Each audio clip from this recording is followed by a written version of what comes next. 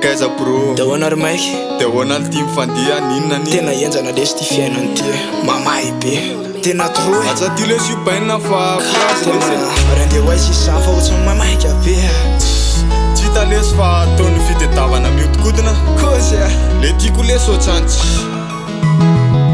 ty fiainana ho atsika sy tomany tsy voatery faly fony anao fa tsy maintsy mijaly na orona manina neto tsisy ho afabela ranomasika falenananeto atany fa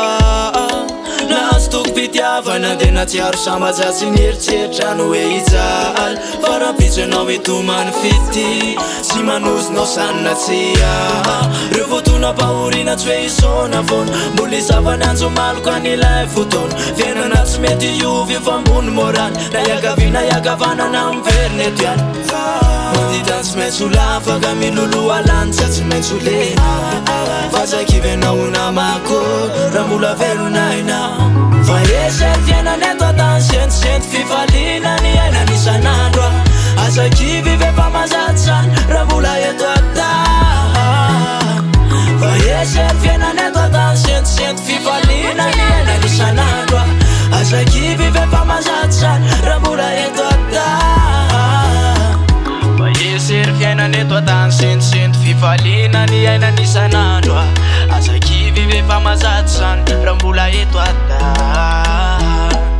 fa esery fiainana eto atany sentisento fifaliana ny aina nisan'andro azakivy vefa mazatsany raha mbola eto ata namave fiainana eto atany ekayainana na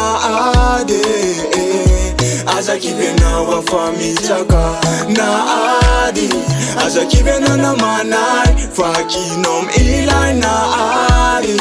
hitanao fahazavany ty raha siaja tona-piainana enao azakivy setseto fona fa mikokany mangidy fa raha mihatsary tenao no misafidy azy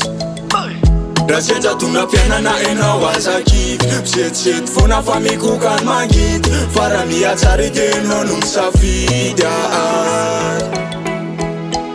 fa esery fiainana eto atany sentisento fifaliana ny aina nisan'andro azakivy vefa mazatsany raha mbola eto ata fa esery fiainana eto atany sentisento fifaliana